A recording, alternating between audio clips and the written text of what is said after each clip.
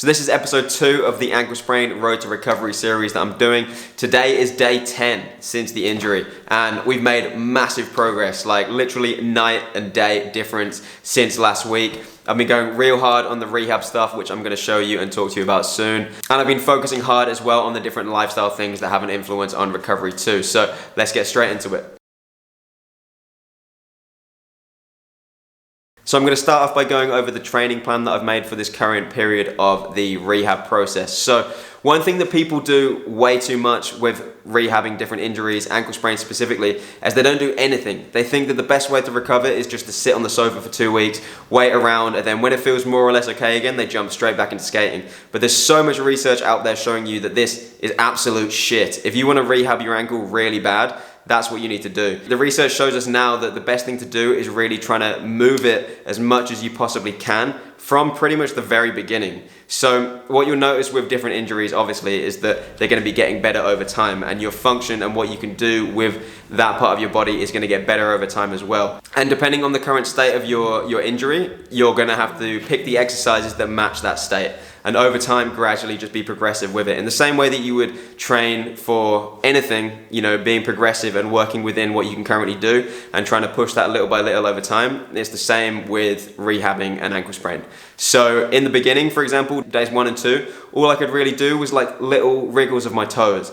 Days 3 and 4, I could already put a little bit of weight on it and start doing some like single leg basic balance exercises, working on a little bit of mobility as well. Day 7, I could already start doing things like split squats and stuff like this. So over time, what I was able to do changed. So the key is to really be pushing yourself as much as you possibly can throughout this whole process, but working within the range of motion that you've got with the current function of that ankle that you've got, and not pushing into pain as well. Pain's going to be a good sign that you've pushed it too far, and not only pain in the moment, but also pain afterwards. So if you pull up the next day or a few hours afterwards and your ankle is like hurting more than it was before that session, it's likely that you pushed it too far and you want to dial it back down. So you can use pain as a bit of a guidance for what you can currently do, but you want to be moving as much as you possibly can. So that's what I've been doing from day 1 to the current day, which is day 10. So in the mornings, I've been doing that ankle specific work, focusing on things like mobility, stability, and strength, and just trying to challenge the ankle in as many different ways as I can. So on top of that ankle specific work, I've also been doing 2 days of just general strength work and 2 days of endurance work as well. So one thing that you've got to keep in mind when you're injured is you're going to be sitting around much more. You're not going to be challenging your body in the same way that you do when you're skating.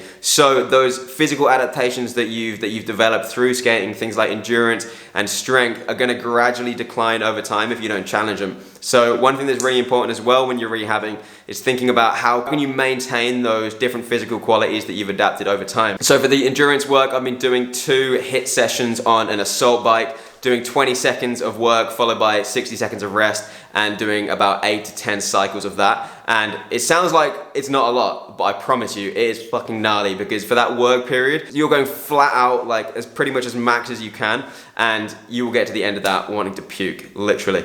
I just did one today and I like lay on the floor for 5 minutes next to the bike afterwards, like close to vomiting, you know? So it's intense. And then for those 2 general strength style sessions, I've been doing a bunch of different exercises for both sides of the body, but doing it in slightly different ways, because obviously the injured side right now can't handle a lot of load. However, the other side, I've been trying to really push it and keep the load high, and really trying to like maintain the strength that I've got in both sides of the body, because there's some really interesting research that shows training strength on one side of your body is actually going to increase strength on the other side of your body, because a lot of strength adaptations are neurological, so they're not actually related to the size of your muscle changing in any way, but neurological adaptations in strength. So you can maintain the strength whilst you're injured by doing heavy single-sided exercises on the opposite side, which is pretty fucking sick, to be honest. And then alongside that as well, I've tried to just keep moving as much as I can, because I want to keep that circulation going, which is essential for rehab as well. So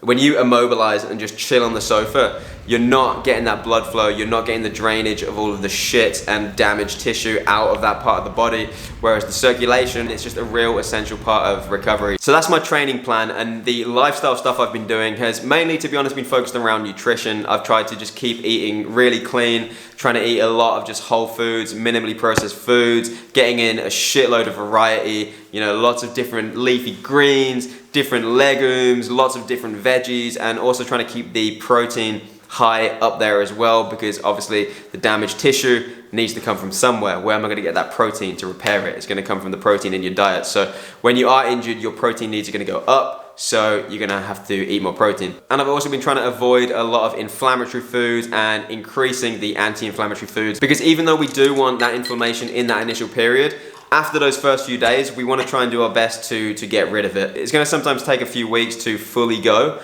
but you want to be doing your best to not add more inflammation with the foods that you're eating, and also you can try and remove it through the exercising and getting that circulation pumping, but also through eating things like anti-inflammatory foods. So the focus for the next period of rehab is going to be getting back on my board. Hopefully this Sunday I'm going to start skating again and just going for like real chilling cruises. You know, my ankle's already got the range of motion, it's got the stability. I'm not going to be popping tricks, I'm not going to be doing anything where I could actually like take a slam, but just getting back on the board and just kind of, you know, cruising around a bit more. I think that's really as well such a useful part of the rehab process, and not losing tricks, just maintaining that board feel is massive for that. So that's the focus for this Sunday. Keeping going with the rehab exercises. I'm going to keep progressing, trying to up the load, up the intensity, get some more dynamic moves in there, and that's it. And that's it for this episode of Road to Recovery. Until next time.